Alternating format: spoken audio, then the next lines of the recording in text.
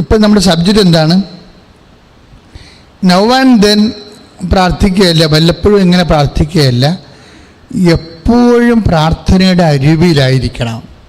മനസ്സുകൊണ്ട് ദൈവത്തെക്കുറിച്ചുള്ള ഓർമ്മ ഉണ്ടാകണമെന്നാണ് ഈ പറയുന്നത്. അല്ലാതെ എപ്പോഴും മുട്ടയെന്ന് ജപമാല ചെല്ലണമെന്നല്ല പറയണത്. എപ്പോഴും കോൺഷ്യസ് ആയിരിക്കണം. ഇപ്പം ഞങ്ങൾ അങ്ങനെ ട്രെയിൻ ചെയ്തിരിക്കേണ്ടത്. ഏത് സമയത്തും കർത്താവിനടുത്ത് കോൺഷ്യസ് ആയിരിക്കും. അത് വലിയൊരു ഭാഗ്യമാണ് മക്കളെ. ഇല്ലെങ്കിൽ നമ്മൾ ഒരു അവസരത്തിന് വേണ്ടി ദൈവത്തിന് മുമ്പ് പ്രാർത്ഥിക്കുന്നവരാകും. അതാണ് നമുക്ക് അനുഭവം ഇല്ലാത്തതിൻ്റെ കാരണം. അതാണ് കുറവുള്ള കാര്യം. ഒരു ഇഷ്യൂ ഉണ്ടാകുമ്പോൾ നമ്മളപ്പോൾ വന്ന് ദൈവത്തിന് സന്നിധിപ്പം അങ്ങനെയല്ല. ഇഷ്യൂ ഉണ്ടാകാതിരിക്കുക ചെയ്യത്തട്ടെ. പക്ഷേ നിങ്ങൾക്കറിയാമല്ലോ, ഏത് ഇഷ്യൂസിൻ്റെ ഉള്ളിലും പ്രാർത്ഥനയുടെ പ്രത്യേകത എങ്ങനെയാണെന്ന് അറിയാമോ? ഇപ്പം അതായത് പ്രാർത്ഥനയുടെ പ്രത്യേകത എന്ന് പറയുന്നത്, ഇപ്പം ഷദ്രാക്ക്, അബ്നഗോർ, അങ്ങനെ കുറേ ആൾക്കാർ, നബൂഖദ്നേസർ രാജാവ് പിടിച്ച് തീക്കൊണ്ടത്തിലിടുന്ന ഒരു സംഭവം ദാനിയേലിൻ്റെ പുസ്തകത്തിലുണ്ട്. അതായത് ഷദ്രാക്കും അബ്നഗോറിനെ പോലെ 3 പേര് പിടിച്ച് തീക്കൊണ്ടത്തിലിടുന്ന. ഈ തീക്കൊണ്ടത്തിലിടുന്ന സമയത്ത് ഈ മനുഷ്യരവിടെ കിടന്ന് പ്രാർത്ഥിക്കുമ്പോൾ എന്താ സംഭവിക്കണമെന്ന് വെച്ച് കഴിഞ്ഞാൽ, അപ്പം നമ്മൾ നോക്കുമ്പോൾ ഇത് കഥയല്ലേ, സങ്കല്പമല്ലേ എന്ന് അല്ല. അതൊക്കെ അനുഭവിക്കുമ്പോൾ അത് അറിയത്തുള്ളൂ. ഏത് കുണ്ടത്തിലാകപ്പെടുന്ന അനുഭവങ്ങൾ നമുക്കുണ്ടാകാം. ഇതുപോലെ ഇപ്പോൾ ചിലപ്പോൾ ഇത് ഭർത്താവും ഭാര്യയും കൂടി പിരിയുന്നു, കേസ് കൊടുക്കാൻ തീരുമാനിക്കുന്നു. അപ്പം നമ്മൾ തീക്കുണ്ടത്തിൽ വീണ അനുഭവമാണ്. കുഞ്ഞുങ്ങളുമായിട്ടൊക്കെ നമുക്ക് ഭയങ്കര സങ്കടവും തീക്കുണ്ടത്തിൽ വീണ അനുഭവമാണത്. ചിലത് നമ്മുടെ വീടിന് ജപ്തി വരണം, അപ്പോഴും നമ്മൾ തീക്കൊണ്ടത്തിൽ വീണ അനുഭവമാകും. പിന്നെ ചിലപ്പോൾ നമുക്ക് രോഗങ്ങൾ വന്നിട്ട് ഗുരുതരമായ രോഗങ്ങൾ വരുന്നു, അപ്പോഴും ഇതുപോലെ തീക്കൊണ്ടത്തിൽ വീണ അനുഭവങ്ങൾ വീഴും. വ്യത്യസ്തങ്ങളായ അനുഭവങ്ങൾ. ഈ തീക്കുണ്ടത്തിൻ്റെ സാധ്യത നമ്മൾ മനസ്സിലാക്കണം പ്രാർത്ഥിക്കുന്ന വ്യക്തികൾ. കാര്യം തീക്കുണ്ടത്തിൻ്റെ നടുക്ക് ഉടനെ ബൈബിൾ പറയണത്, അതായത് അവർ മൂവരും, അതായത് ദാനിയേലിൻ്റെ പുസ്തകം 3-ാം അധ്യായം 28-ാമത്തെ വാക്യം, അവർ മൂവരും ഏകകണ്ഠമായി ദൈവത്തെ സ്തുതിക്കുകയും മഹത്വപ്പെടുത്തുകയും വാഴ്ത്തുകയും ചെയ്തു. അപ്പം യാചനാ പ്രാർത്ഥനയല്ല. അകപ്പെട്ട് കഴിഞ്ഞാൽ പിന്നെ സ്തുതിപ്രാർത്ഥനയാണ് വേണ്ടത്. നമ്മൾ അകപ്പെട്ട് കഴിയുമ്പോൾ നമ്മൾ തീയിൽ നിന്ന് രക്ഷിക്കണേ, എൻ്റെ ശരീരം പൊള്ളണേ, കരിയണേ എന്ന് പറഞ്ഞാൽ നമുക്ക് ആരെക്കൂടി പ്രാർത്ഥിക്കണമല്ല. ഇതാണ് ഒരു വിഷയം. അതായത് ദൈവത്തെ അറിയാവുന്ന മനുഷ്യർ അകപ്പെട്ട് കഴിയുമ്പോൾ അവർക്ക് ദൈവം പരിശുദ്ധാത്മാവിൻ്റെ വെളിവ് കൊടുക്കും. അത് യാചനാ പ്രാർത്ഥനയല്ല, സ്തുതിപ്പിൻ്റെ പ്രാർത്ഥനയാണ്. എപ്പോഴും ഓർത്തേക്കണം, രോഗമായാലും നമ്മൾ അകപ്പെട്ടെന്ന് കണ്ടാൽ സ്തുതിക്കണം. കടമായാലും നമ്മൾ അകപ്പെട്ടെന്ന് കണ്ടു കഴിഞ്ഞാൽ സ്തുതിക്കണം. വിവാഹം പിരിയാൻ പോകണമെന്ന് അവരുടെ ഇഷ്ടമാണെങ്കിലും അകപ്പെട്ടെന്ന് കണ്ടാൽ നമ്മൾ സ്തുതിക്കണം. കാര്യം ഈ കഴിഞ്ഞ ദിവസങ്ങളിൽ ഞായറാഴ്ച വേർഡ് ഓഫ് ഗോഡ് സൺഡേ ആയിരുന്നു, ദൈവവചന ഞായറായിരുന്നു. അപ്പം ദൈവവചന ഞായർ ഞാൻ രാവിലെ എഴുന്നേരപ്പോൾ എൻ്റെ മനസ്സിൽ കിട്ടിയത് ഈ ദാനിയേലിൻ്റെ പുസ്തകമാണ്. ദാനിയേലിൻ്റെ പുസ്തകം ഞാൻ ഈ 3-ാം അധ്യായം തന്നെയാണ് തുറന്നപ്പോൾ കിട്ടിയത്. ഞാനിങ്ങനെ വായിച്ച് പോയപ്പോഴേ ഈ ആൾക്കാർ, ഈ തീയിൽ നിന്ന് അകപ്പെട്ട ആൾക്കാർ, അതിനുശേഷം അവർ സ്തുതിക്കുന്ന കുറേ ഭാഗങ്ങളുണ്ട്. എന്തൊക്കെയാണെന്നറിയാമോ? അത് കാറ്റുകളെ കർത്താവിനെ വാഴ്ത്തുവിൻ, പിന്നെ ഹേമന്തത്തിലെ ശൈത്യമേ, ഗ്രീഷ്മത്തിലെ ഉഷ്ണമേ, കർത്താവിനെ വാഴ്ത്തുവിൻ. അതാണ് 3:45. ഓരോ ജീവിതാനുഭവങ്ങളും മനുഷ്യന് ഉണ്ടാകുമ്പോഴേ വ്യത്യസ്തങ്ങളായ ജീവിതാനുഭവങ്ങളായിരിക്കും അത്. ആ അനുഭവങ്ങളെ എങ്ങനെ വിശ്വാസം കൈകാര്യം ചെയ്യണത് അവർ പറഞ്ഞിരിക്കണമെന്നൊരിക്കൽ ദാനിയേൽ 3:45 ഹേമന്തത്തിലെ ശൈത്യമേ,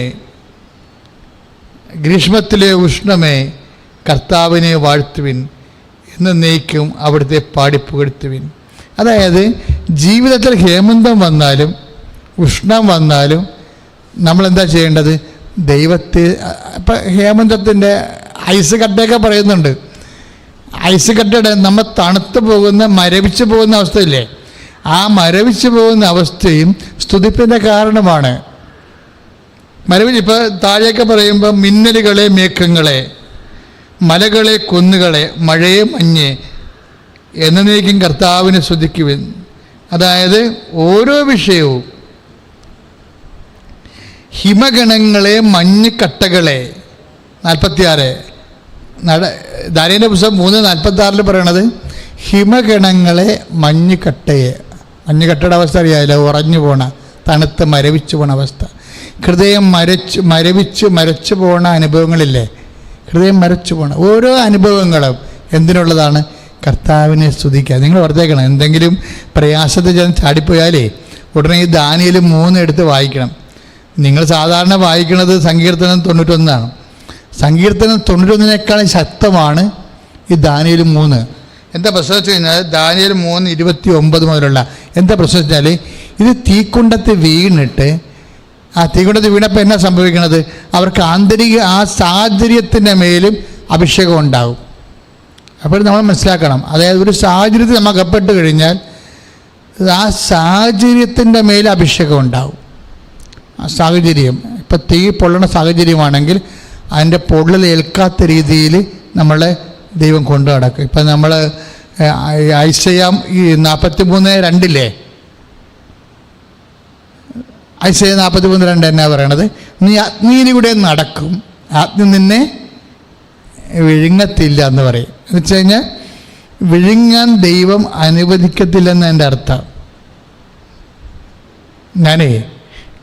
എനിക്ക് 40 വാറ്റ് കേന്ദ്രങ്ങളും 4 നമ്പർ ഷാപ്പുകളും ഉള്ള ഒരു ഇടവകയുടെ സ്വത്താണ്. അവിടുത്തെ ആൾക്കാരുടെ അവസ്ഥയാണ് 40 വാറ്റ് കേന്ദ്രം, കള്ളവാറ്റ് കേന്ദ്രങ്ങൾ. അവിടെ ചെന്ന് പെട്ടുള്ള അവസ്ഥ അറിയാമല്ല, അസ്ഥി പോലും കിട്ടത്തില്ല. അതുപോലെ തന്നെ 4 നമ്പർ ഷാപ്പുകൾ, ലൈസൻസുള്ള ഷാപ്പുകൾ. ഇത് കൂടാതെ ജനങ്ങൾ ഒരച്ഛൻ അവിടെ ഇരുന്ന് വികാരി അച്ഛന് ഒരുത്തൻ വന്ന് കസേരക്ക് തലക്കിട്ടടിച്ച് അച്ഛൻ കിഴക്ക് വഴി മേടയുടെ വെയിലും ചാടി ഓടി ബിഷപ്പ് ഹൗസിൽ അഭയം പ്രാപിച്ചു. ഇങ്ങനെ ഒരു സമയത്ത് എന്നെ പിതാവ് ആ ഇടവകയിലോട്ട് വിട്ടു. ഞാനാണെങ്കിൽ ഉറഞ്ഞുപോയി, ഐസ് കട്ടയെപ്പോലെ മരച്ചുപോയി. അപ്പം ഈ മരവിപ്പിൻ്റെ കാര്യം പറയണേ, അപ്പം ഓരോരുത്തരുടെ അനുഭവങ്ങൾ പറയുകയാണ്. ഞാൻ എന്ത് ചെയ്തറിയോ, ഞാൻ ഈ ട്രാൻസ്ഫർ ഒന്ന് ചേഞ്ച് ചെയ്യാൻ വേണ്ടി ഞാൻ 13 ജപമാല വെച്ചൊരു ദിവസം ചൊല്ലി. 13 ജപമാല വെച്ചൊരു ദിവസം. എത്ര ദിവസത്തേക്ക് ചൊല്ലിയെന്നറിയാമോ? 10-45 ദിവസം ചൊല്ലി. ട്രാൻസ്ഫറൊന്നും ചേഞ്ചായില്ല, പക്ഷെ എൻ്റെ മനസ്സ് ചേഞ്ചായി. ഇതാണ് വിഷയം. ട്രാൻസ്ഫർ ചേഞ്ചായില്ല, ഞാൻ അങ്ങോട്ട് പോകേണ്ടി വന്നു. പക്ഷേ എൻ്റെ അവിടെ വെച്ച് അവിടുത്തെ ചില ആൾക്കാരെന്നെ തല്ലുകയും ചെയ്ത് ഒരു കാര്യം പറഞ്ഞതാണ്. പക്ഷേ എനിക്ക് അപ്പോഴും ഫീൽ ചെയ്തില്ല. എന്താ കാര്യം? ഇതിൻ്റെ അത് വരുന്നൊരു വിഷയം, നമ്മുടെ പ്രാർത്ഥനാ ജീവിതം കറക്റ്റാണെങ്കിൽ ഈ ആന്തരിക അഭിഷേകം ഉണ്ടാകും. ഒരു വിഷയം ഉണ്ടാവാതിരിക്കാനാണ് നമ്മൾ പ്രാർത്ഥിക്കേണ്ടത്. പക്ഷെ അതിൻ്റെ വേറൊരു ഭാഗമാണ് അതുണ്ടായിട്ട് അത് നമുക്ക് അനുഭവവേദ്യമാകാതെ വരേണ്ടത്. അത് ഒരു വിഷയം ഉണ്ടാകാത്തതിനേക്കാളും വലുതാണ് അത് ഉണ്ടായതിന് ശേഷം നമുക്ക് അനുഭവവേദ്യമല്ലാതായി മാറണത്. അത് ഭയങ്കര സംഭവമാണ്. ഇതുകൊണ്ട് തന്നെയാണ് പൗലോസ് ഈ ദാനിയേൽ പറഞ്ഞ പുസ്തകത്തിൽ പറയുന്നത്, അതായത് ഹിമഗണങ്ങളെ മഞ്ഞുകട്ടകളെ കർത്താവിനെ സ്തുതിക്കാൻ.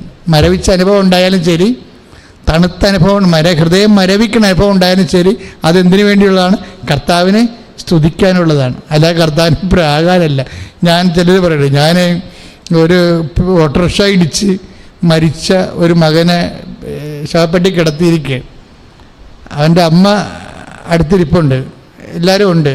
അപ്പോൾ ഇടവക വികാരി എന്ന രീതിയിൽ ഞാൻ ചെല്ലുമ്പോൾ എന്നെ കണ്ടത് വലിയമ്മക്ക് മകൻ നഷ്ടപ്പെട്ടില്ലേ. അപ്പോൾ എന്നെയും കൂടി കണ്ടപ്പോൾ ദൈവത്തിന് അവർക്ക് പുച്ഛമാണ്. എന്നെയും കൂടി കണ്ടപ്പോൾ ദേവന്ന് ശവം കെടുത്തോണ്ട് പോകാൻ വന്നിരിക്കണമെന്ന് പറഞ്ഞാൽ അവിടെ കാറി നിലവിളിച്ചിട്ട് ഒരു കുരിശ് ആ ശവത്തിൻ്റെ കയ്യെ വെച്ച് കൊടുത്തിട്ടുണ്ട്. അപ്പം നമ്മൾ എടാ എത്ര കുരിശിട്ടാണ്ടാ ഞാൻ നിന്നെ കിടത്തിയത് ഉറക്കിയത്, എന്നിട്ട് മകനെ നിന്നെ ഒരു കുരിശും രക്ഷപ്പെടുത്തിയില്ല എന്ന് പറഞ്ഞാണ് ഇവർ കാരണത്. ഞാനൊന്നും വേണ്ടിയില്ല, ഞാൻ ചാവ് എടുത്തുകൊണ്ട് പോന്നു. പക്ഷെ അതല്ല, ഞാൻ എപ്പോഴും ഓർക്കുകയെ കുരിശെങ്ങനെ അവനെ സംരക്ഷിക്കും.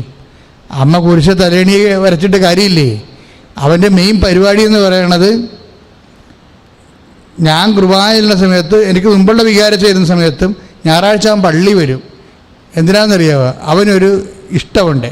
ആ പെണ്ണിനെ പള്ളിയിൽ നിന്ന് വിളിച്ചുകൊണ്ട് പോയി പള്ളിയുടെ അരികും മറയത്ത് നിന്നുകൊണ്ട് ലൈൻ അടിക്കണതാണ് അവൻ്റെ പരിപാടി. പിന്നെ എങ്ങനെയാണ്? നമ്മുടെ കയ്യിരിപ്പം മോശമാണെങ്കിൽ ഏത് കുരിശ് തലേണി കയറ്റിയിട്ട് എന്ത് കാര്യം? പ്രൊട്ടക്ഷൻ പോയി. അച്ഛൻ പറഞ്ഞത് വരുന്നതിൻ്റെ കാരണം, നമ്മുടെ അഭിഷേകം നമുക്ക് വരുന്നതെന്ന് പറയണത് നമ്മൾ ദൈവത്തിരുസന്നിധിയിൽ കുറച്ച് വിശുദ്ധിയോടെ തന്നെ പെരുമാറേണ്ടി വരും. അല്ലാതെ പ്രാർത്ഥിക്കുന്നതുകൊണ്ട് മാത്രം നമുക്ക് സംരക്ഷണം ഉണ്ടാവണമെന്നൊരു നിർബന്ധമില്ല. പ്രാർത്ഥിക്കുന്നത് കൊണ്ട് മാത്രം സംരക്ഷണം ഉണ്ടാകത്തില്ല. ആ പ്രാർത്ഥന ഭരിക്കാൻ പറ്റിയ ഹൃദയാവസ്ഥ കൂടി നമുക്കുണ്ടാവണം. ആ പ്രാർത്ഥന ഭരിക്കാൻ പറ്റിയ ഹൃദയാവസ്ഥ കൂടി നമുക്കൊരു കാര്യം. ഇപ്പം നമ്മൾ ഓരോ വിഷയം, ഇപ്പം ഞാൻ മുമ്പ് നിങ്ങളോട് പറഞ്ഞു 46 ദാനിയേൽ 3:46 ഹിമഗണങ്ങളെ മഞ്ഞക്കട്ടകളെ കർത്താവിനെ സ്തുതിക്കുവിൻ. അത് താഴേക്ക് വരുമ്പോൾ മൂടൽ മഞ്ഞ് പൊടിമഞ്ഞ് കർത്താവിനെ സ്തുതിക്കും. മിന്നലുകളെ മേഘങ്ങളെ, എല്ലാ അനുഭവങ്ങളും പൊടിമഞ്ഞായാലും അതുപോലെ തന്നെ മൂടൽ മഞ്ഞായാലും ചിലപ്പോൾ ഒന്നും കാണത്തില്ലേ. ഇപ്പം നമ്മൾ ഹൈ റേഞ്ചിലൊക്കെ ഇപ്പം ചെന്നുള്ള അവസ്ഥ എന്താ? ഹൈ റേഞ്ചിലൊക്കെ ചെന്ന് കഴിഞ്ഞാൽ ഒരു 11:30 മണിയാകാതെ നമുക്ക് അങ്ങോട്ടും ഇങ്ങോട്ടും കാണാൻ പറ്റത്തില്ല. ഞാൻ പല പ്രാവശ്യം പോയപ്പോഴേക്കും സംഭവിച്ചതാണ്. അത് മൂടൽ മഞ്ഞ, അങ്ങോട്ടും ഇങ്ങോട്ടും കാണാൻ പറ്റത്തില്ല, കാഴ്ച നഷ്ടപ്പെട്ടിരിക്കും. ഇങ്ങനെ നമ്മൾക്ക് തന്നെ എന്താണൊരു പോം വഴി, എങ്ങോട്ടാണ് മൂവ് ചെയ്യേണ്ടത്, വഴി അറിയാൻ പാടില്ല നിൽക്കണം മൂടൽ മഞ്ഞ്. അങ്ങനെ നിൻ്റെ ജീവിതത്തിൽ നിനക്ക് വഴി അറിയാൻ പറ്റത്തില്ലെങ്കിലും ഈ കടം പരിഹരിക്കാൻ ആരോടാണ് കൈ നീട്ടേണ്ടത് നമുക്കറിയത്തില്ല. മൂടൽ മഞ്ഞ, ഒരു പിടിയില്ല, ഒരെത്തും പിടിയില്ല. ഇപ്പോഴും എന്താ സംഭവിക്കേണ്ടത്? അപ്പോഴും എന്താ പ്രാർത്ഥിക്കുന്നത്? കർത്താവിനെ സ്തുതിക്കുവിൻ. എന്താ പ്രശ്നം? എന്നേക്കും കർത്താവ്, അതായത് എന്നേക്കും അവിടുത്തെ പാടിപ്പുകഴ്ത്തുവിൻ. അതായത് ബൈബിൾ ഇടക്ക് പറയുന്ന ഒരു സംഭവമാണ്. അതായത് രാജ്യവും ശക്തിയും മഹത്വവും എന്നേക്കും അങ്ങയുടേതാകുന്നു. ഇപ്പം ലാറ്റിൻ കുർബാനയിൽ അങ്ങനെ ഒരു പ്രാർത്ഥനയുണ്ട്. രാജ്യവും ശക്തിയും മഹത്വവും എന്നേക്കും അങ്ങയുടേതാകുന്നു. അത് വായിക്കുമ്പോൾ തന്നെ നമുക്കൊരു ആവേശമാണ്. എന്താ കാര്യം വെച്ച് കഴിഞ്ഞാൽ, മറ്റുള്ളവർക്കൊക്കെ ശക്തിയുണ്ട്, പിശാചിന് ശക്തിയുണ്ട്, രോഗത്തിനും ശക്തിയുണ്ട്, നമ്മുടെ നിരാശകൾക്കൊക്കെ അതിൻ്റെ ശക്തിയുണ്ട്. പക്ഷേ എന്നേക്കും ശക്തിയില്ല. എന്നേക്കുമായ ശക്തി ആർക്കാണ്? ദൈവത്തിന് മാത്രം. എന്തുകൊണ്ടെന്നാൽ രാജ്യവും ശക്തിയും മഹത്വവും എന്നേക്കും അങ്ങയുടേതാകുന്നു. അപ്പം നമ്മളെ തൽക്കാലത്തേക്ക് കുറച്ച് വിഷമങ്ങൾ അനുഭവിച്ചാലും അവസാനം ദൈവികമായ ശക്തി, നിത്യമായ ശക്തി, എന്നേക്കുമുള്ള ശക്തി നമ്മളെ ബാധിച്ചിരിക്കുന്ന എല്ലാവിധ ബലക്ഷയങ്ങളെയും അതിജീവിച്ചുകൊണ്ട് മുന്നേറുന്ന ഒരു കാലമുണ്ടാവും. ശ്രുതികട ഹല്ലേലൂയ.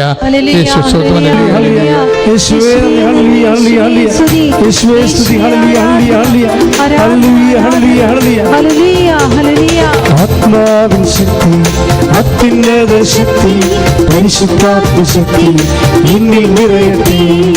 ആത്മാവിൻ ശക്തി, അത്യുന്നത ശക്തി, പരിശുദ്ധാത്മ ശക്തി എന്നിൽ നിറയട്ടെ. എന്നിൽ നിറയട്ടെ, സഭയിൽ നിറയട്ടെ. എന്നിൽ നിറയട്ടെ, സഭയിൽ നിറയട്ടെ. ലോകം മുഴുവൻ കത്തിപ്പടരട്ടെ. എന്നിൽ നിറയട്ടെ, സഭയിൽ നിറയട്ടെ. ലോകം മുഴുവൻ കത്തിപ്പടരട്ടെ.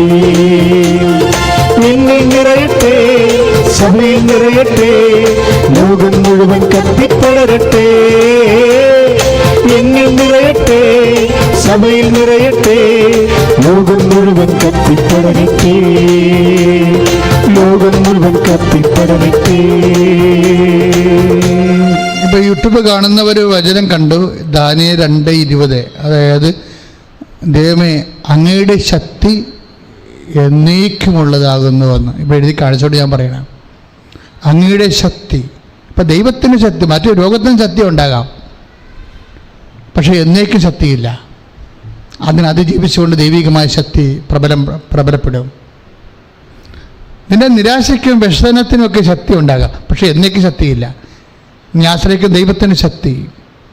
ഈ ആശ്രയിക്കുന്ന ദൈവത്തിൻ്റെ ശക്തി എന്ന് പറഞ്ഞപ്പോഴേ, ഇപ്പം ദാനിയേലിൻ്റെ പുസ്തകം വായിക്കുമ്പോൾ രസമുണ്ട്. ഈ ഷദ്രാക്കും അബ്ദനഗോറും ഒക്കെ തീച്ചൂടെ കിടക്കുമ്പോൾ അവിടെ മധ്യത്തിലേക്ക് ദൈവദൂതൻ ഇറങ്ങി വരും. അത് കേട്ടപ്പോൾ എനിക്ക് ഭയങ്കര സന്തോഷമായി. അതിൻ്റെ മധ്യത്തിലെന്ന് പറയണത് നമ്മുടെ വേദനകളുടെ മധ്യത്തിലേക്ക് ഇറങ്ങി വരണ ദൈവത്തെയാണ് ബൈബിള് വെളിപ്പെടുത്തുന്നത്. നമ്മുടെ വേദനകളുടെ മധ്യത്തിൽ ഇത് എന്നാ പറയണമെന്ന് വെച്ചാൽ, ആ സ്ഥലം മുഴുവനും നല്ല കുളിർതെന്നലാക്കി മാറ്റി, കുളിർക്കാറ്റുള്ള ഈർപ്പമുള്ള കുളിർക്കാറ്റുകൾ കൊണ്ട് അഭിഷേകം ചെയ്ത് ആ സ്ഥലം മുഴുവനും നിൽക്കുന്നിടം. ഇപ്പം എനിക്ക് സംഭവിച്ച അതല്ലേ, ഞാൻ അടിവരെ കൊണ്ടെന്ന് പറഞ്ഞു, ആ സ്ഥലത്ത് തന്നെയാണ് പോകേണ്ടി വന്നു. പക്ഷേ എന്താണ്, ദൈവം എനിക്ക് ചുറ്റും അഭിഷേകം ഉണ്ടാക്കി. എൻ്റെ നിരാശയോ അല്ലെങ്കിൽ വേദനയോ ഇങ്ങനെ സംഭവിച്ചല്ലോ എന്നുള്ള ഒരു വിഷമമോ ഇന്നുമില്ല. അങ്ങനെ സംഭവിച്ചൊരു സന്തോഷമാണ് ഇപ്പോഴും തോന്നുന്നത്. അങ്ങനെ സംഭവിച്ചതെങ്കിലും സന്തോഷം തോന്നുന്നത്. അപ്പോഴേക്ക് ഹൃദയമല്ലേ അനുഭവത്തിൻ്റെ അടിസ്ഥാനം. അഭിഷേകം നമുക്ക് കിട്ടേണ്ടത് എവിടെയാണ്? ഹൃദയത്തിലല്ലേ അഭിഷേകം കിട്ടേണ്ടത്. ഇപ്പം എൻ്റെ മക്കൾ ഹൃദയത്തിൽ നിന്ന് നെഞ്ചിൽ കൈവച്ച് യൂട്യൂബിൽ എന്നെ കേൾക്കുന്നവരും അവിടെ നെഞ്ചിൽ ഇടതുപത്ത് കൈവച്ചുകൊണ്ട് നിങ്ങൾ വിശ്വാസപ്രമാണം ചൊല്ലി, ഞാൻ പ്രാർത്ഥിക്കാം. അപ്പോൾ കർത്താവ് നിങ്ങളുടെ ഹൃദയത്തെ ചേഞ്ച് ചെയ്യും. എന്ത് അവസ്ഥകളെ അതിജീവിക്കാനുള്ള അഭിഷേകം തരും. കർത്താവെ, ഞാൻ അങ്ങയുടെ തിരുസന്നിധിയിൽ സമർപ്പിച്ചുകൊണ്ട് പ്രാർത്ഥിക്കണം. ഈശോ അങ്ങ് പറഞ്ഞു, കർത്താവെ ഹൃദയത്തിന് കാവൽ വേണമെന്ന് ഈശോ ഞങ്ങളിപ്പോൾ പ്രാർത്ഥിക്കുന്നു. കർത്താവെ, അങ്ങയുടെ തിരുമുറുപാർന്ന വലതുകരം, അണിപ്രതാർന്ന അത്ഭുതകരം നിങ്ങളുടെ കർത്താവെ ഇപ്പോഴും നെഞ്ചത്ത് കൈപത്തി പ്രാർത്ഥിച്ചുകൊണ്ടിരിക്കുന്ന ഓരോ വ്യക്തികളുടെ മേലും കർത്താവെ നിന്റെ പരിശുദ്ധാത്മ അയക്കണമെന്ന് പ്രാർത്ഥിക്കുന്നു. ഈശോ അങ്ങയുടെ പരിശുദ്ധാത്മാവിനെ ഇപ്പോഴും കർത്താവ് ഹൃദയത്തിലേക്ക് ആവശ്യിക്കണമേ. കർത്താവ് വേദനപ്പെടുന്ന ആൾക്കാരുണ്ട് ഈശോയെ. കർത്താവ് ജീവിത പങ്കാളികൾ പിരിഞ്ഞു പോകാൻ വേണ്ടി പോകുന്നുണ്ട് ഈശോയെ. കേസ് വരാൻ പോകുന്നുണ്ട് കർത്താവ്. വരാൻ പോകുന്ന വിഷയങ്ങൾ കർത്താവ് വരാൻ പോകുന്ന കാര്യങ്ങൾ കർത്താവ് കേസ് വരുമ്പോൾ, കേസിൻ്റെ കർത്താവ് വിധി പ്രസ്താവിക്കുമ്പോൾ അത് തങ്ങൾക്ക് അനുകൂലമായിരിക്കും പ്രതികൂലമായിരിക്കുമോ, അത് പ്രതികൂലമായിരിക്കുമോ എന്ന് വിചാരിച്ചുകൊണ്ട് വേദനിക്കുന്ന മക്കളുടെ കർത്താവ് ഈശോ അങ്ങയുടെ വചനത്തിൽ എഴുതിയുള്ള കർത്താവ് ലൂക്ക 21:36 പ്രാർത്ഥിക്കുന്നു. സംഭവിക്കാൻ പോകുന്ന വിപത്തുകൾ ഓർത്ത് കർത്താവ് നിരാശപ്പെടാതെ കർത്താവ് സദാ പ്രാർത്ഥന നിരതരായിരിക്കാൻ കർത്താവ് ഈശോ ഫിലിപ്പിയർ 4:7 പ്രാർത്ഥിക്കുന്നു. കർത്താവ് ഹൃദയത്തെ കർത്താവ് കാവലേർപ്പെടുത്താൻ വേണ്ടി കർത്താവ് നിന്റെ തിരുമുറുപാർന്ന് വരത് കർത്താവ് ഇപ്പോഴും പ്രാർത്ഥിച്ചുകൊണ്ടിരിക്കുന്ന, വേദന കൊണ്ട് പ്രാർത്ഥിക്കുന്ന രോഗം മാറാത്ത മക്കളെ, അതിന് ഹൃദയവേദന അനുഭവിക്കുന്ന മക്കള്, മരുന്നിന് പണം പോലും ഇല്ലാത്തവര്, ഏത് ആശുപത്രി കിടന്ന് കർത്താവ് ബില്ല് തീർക്കാൻ പറ്റാത്ത മക്കൾ കർത്താവ്, മക്കളില്ലാത്ത കർത്താവ്, മക്കളില്ലാത്തതിന് വരെ മാനസികമായ പീഡകളും വേട്ടയാടലും കർത്താവ് അനുഭവിക്കുന്ന കർത്താവ് ഈശോ ഭവനം തകർന്നു പോയ കർത്താവ്, ഭവനം പണിയാൻ നിവൃത്തിയില്ലാത്തൊരു കർത്താവ്, വഴിയില്ലാത്തൊരു വീടില്ലാത്ത കർത്താവ്, അതെല്ലാം അനുഭവിക്കുന്ന ആന്തരികമായ ഹൃദയാഘാതങ്ങൾ കർത്താവ് ഈശോ ഓരോ മനുഷ്യരെ സംശയം കൊണ്ട് ധാരണ കൊണ്ട് കർത്താവ് ജീവിത കർത്താവ് പഠനത്തിൽ കർത്താവ് പരാജയം കൊണ്ട് കർത്താവ് മറ്റുള്ള മക്കളുടെ മുമ്പിൽ അപമാനിക്കുന്നതിന് ഹൃദയഭാരം അനുഭവിക്കുന്നവർ ആ ഹൃദയത്തെ കർത്താവ് ഇപ്പോൾ സ്പർശിക്കണമേ. യേശുക്രിസ്തുവിന്റെ വിശുദ്ധ രക്തം ആ ഹൃദയത്തെ സ്പർശിക്കട്ടെ, കഴുകട്ടെ. യേശുക്രിസ്തു വിശുദ്ധ രക്തം ഹൃദയത്തെ സ്പർശിക്കട്ടെ, കഴുകട്ടെ. യേശുക്രിസ്തു വിശുദ്ധ രക്തം ഹൃദയത്തെ സ്പർശിക്കട്ടെ, കഴുകട്ടെ, ശക്തിപ്പെടുത്തട്ടെ. ഹല്ലേലൂയ, ഹല്ലേലൂയ, ഹല്ലേലൂയ.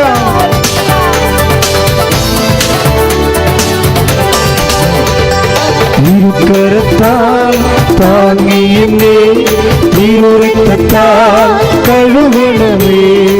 ഇരുകരത്താൽ താങ്ങിയെന്നെ ഇരുരക്തത്താൽ കഴുകണമേ. പെരുമഴ പോൽ പെയ്യട്ടെ, പെരുമഴ പോൽ പെയ്യട്ടെ. യേശുവിൻ രക്തം, യേശുവിൻ രക്തം, യേശുവിൻ തിരുരക്തം.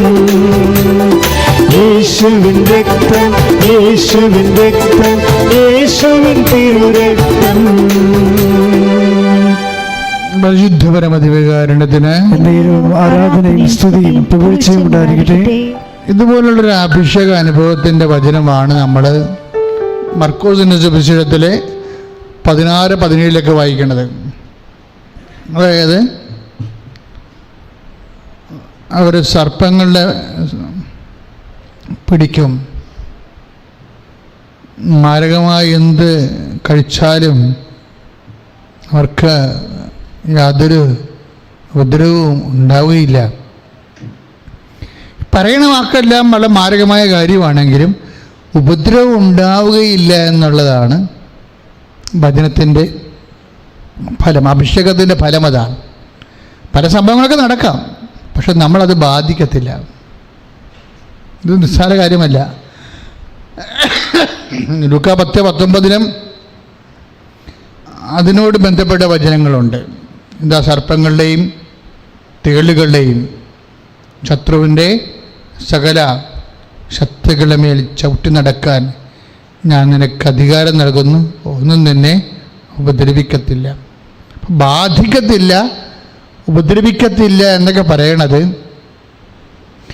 ഈ പ്രാർത്ഥനാ അനുഭവത്തിൻ്റെ ഒരു പ്രത്യേക തലമാണ്. വിഷയങ്ങളൊക്കെ ഉണ്ടാകാം. നമ്മുടെ വേദന എന്താണ്? നമ്മളത് ബാധിക്കും. നമ്മളത് എങ്ങനെ ബാധിക്കും? നമ്മളത് ബാധിക്കുമോ? മനുഷ്യൻ എപ്പോഴും ആശങ്കപ്പെടുന്നൊരു വിഷയമാണ് നമ്മളത് ബാധിക്കുമോ എന്നുള്ളത്. നമ്മളത് എങ്ങനെ ബാധിക്കും? അപ്പോൾ ബൈബിൾ നൽകുന്നൊരു ഉത്തരമാണ് ബാധിക്കത്തില്ല എന്നുള്ളത്. ഇപ്പം സംഭവിക്കാനുള്ളതൊക്കെ സംഭവിക്കാം, പക്ഷെ നമ്മളെ ബാധിക്കത്തില്ല. ഇതാണ് പ്രാർത്ഥനയുടെ അഭിഷേക തലത്തിൻ്റെ ഒരു പ്രത്യേകത.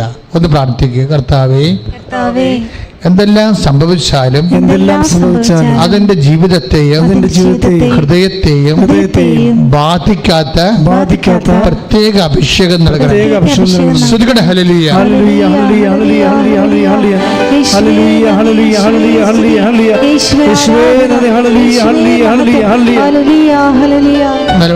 നിന്റെ ഉന്നതമായ ശ്രുതികട മക്കളെ, നിന്റെ ഉന്നതമായ നാമത്തിന് സ്തോത്രം ചെയ്യുന്ന കർത്താവേ, നിന്റെ ഉന്നതമായ നാമത്തിന് സ്തോത്രം ചെയ്യുന്ന കർത്താവേ.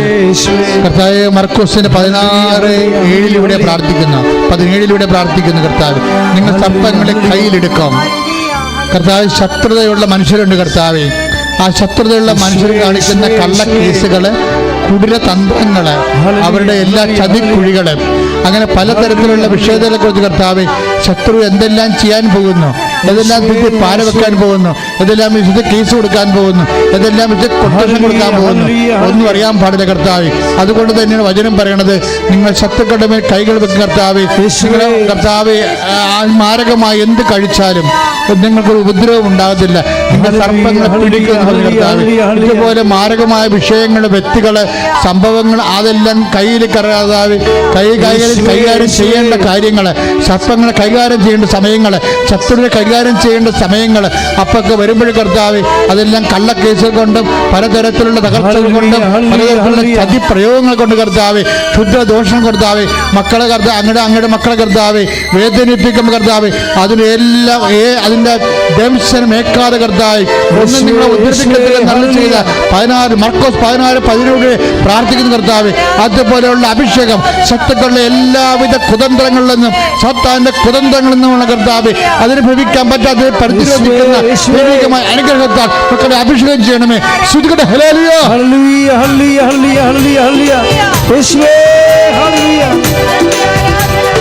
ഓ അഭിഷേകമേ, ഓ അഭിഷേകമേ, കാറ്റായി വീശണമേ, തീ കാറ്റായി വീശണമേ. പരിശുദ്ധപരമദിവ്യകാരുണ്യത്തിന് നേരവും ആരാധനയും സ്തുതിയും പുകഴ്ചയുണ്ടായിരിക്കട്ടെ. വിശുദ്ധ ലൂക്കാസ് സുവിശേഷം 10:19 ഇതേ വചനം തന്നെയാണ്. ഇതാ ശത്രുക്കളുടെ മേൽ ചവിട്ടി നടക്കാൻ ഞാൻ നിങ്ങൾക്ക് അധികാരം നൽകുന്നുവെന്ന്. അഭിഷേകത്തിന് അവിടെ കൊടുത്തിരിക്കുന്ന വാക്ക് അധികാരമെന്നാണ്. നിരന്തരം പ്രാർത്ഥിക്കുന്ന വ്യക്തികൾക്ക് ദൈവം തന്നെ ഒരു അധികാരം കൊടുക്കും. എന്തിൻ്റെ മേലാണ്? ശത്രുക്കളുടെ മേൽ അധികാരം. സർപ്പങ്ങളുടെയും തേളുകളുടെയും ശത്രുവിൻ്റെ സകല ശക്തികളുടെ മേൽ ചവിട്ടി നടക്കാൻ ഞാൻ നിനക്ക് അധികാരം. ഈ അധികാരം കിട്ടുന്നതിന് വേണ്ടി ഹൃദയത്തിൽ അഭിഷേകം ചെയ്തുകൊണ്ട് കൈവച്ചുകൊണ്ട് പ്രാർത്ഥിക്കട്ടെ. കർത്താവേ, നിന്റെ ഉന്നതമായ നാമത്തിന് ശ്രുതികളുടെ മക്കളെ, കർത്താവിന്റെ ഉന്നതമായ നാമത്തിൽ കർത്താവേ, കർത്താവ് ലൂക്ക 10:19 പ്രാർത്ഥിക്കുന്നു. സർപ്പങ്ങളുടെയും തേളുകളുടെയും ശത്രുവിന്റെ സകല ശക്തികളുടെ മേൽ ചവിട്ടി നടക്കാൻ ഞാൻ നിനക്ക് അധികാരം നൽകുന്ന ചെയ്ത ആ അധികാരം കർത്താവ് ഇപ്പോഴും അങ്ങനെ നാമത്തിന് വചനാനുസരിച്ചുകൊണ്ട് പ്രാർത്ഥിക്കുന്ന ഓരോ വ്യക്തികളും കർത്താവ് അധികാരം കൊടുക്കണം കർത്താവ്. ശത്രുവിനെ കുറിച്ചുള്ള ഉത്കണ്ഠകള്, ആശങ്കകള്, പേടികള്, അത് കടങ്ങളെ കുറിച്ചാകാം, രോഗങ്ങളെ കുറിച്ചാകാം, വ്യക്തികളുടെ വിദ്വേഷത്തെ കുറിച്ചാകാം, എന്തിനെ കുറിച്ചാകാം കർത്താവ്, നാശങ്ങളെല്ലാം അതിജീവിക്കാനുള്ള ആന്തരികമായ അഭിഷേകത്തിന്റെ അധികാരത്താൽ മക്കളെ അഭിഷേകം ചെയ്യണമേ. ശ്രുതികട്ടെ ഹല്ലേലൂയ.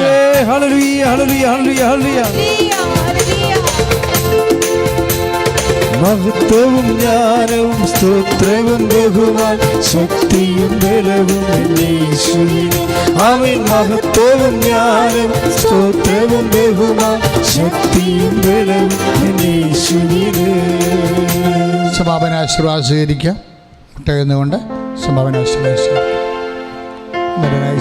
ഈ സമയത്ത് അങ്ങയുടെ മക്കള് ആശീർവാദം സ്വീകരിക്കാൻ പോവുകയാണ്. നിങ്ങളുടെ മനസ്സിൽ എന്തെങ്കിലും വിഷയങ്ങളുണ്ടെങ്കിൽ, പ്രാർത്ഥനാ വിഷയങ്ങളുണ്ടെങ്കിൽ ഇപ്പോഴേ കർത്താവിനെ ഏൽപ്പിച്ച് പ്രാർത്ഥിക്കേണ്ടതാണ്. മൗനമായിട്ട് ആശീർവാദ സമയത്ത് ഏതെങ്കിലും വിഷയങ്ങൾ നിങ്ങൾ അലട്ടുന്നുണ്ടെങ്കിൽ അത് പരിശുദ്ധ അമ്മ വഴി ഈശോയ്ക്ക് സമർപ്പിച്ചുകൊണ്ട് പ്രാർത്ഥിക്കുക. ആശീർവാദത്തിന് സമയത്ത്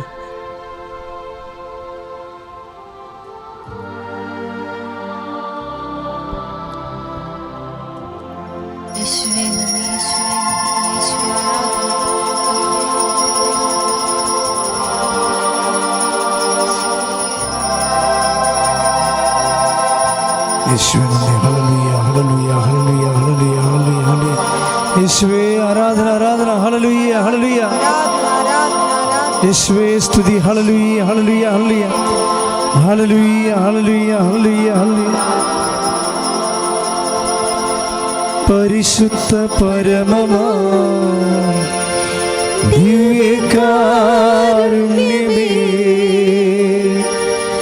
എന്നും എന്നും അങ്ങേയ്ക്കാരാധന.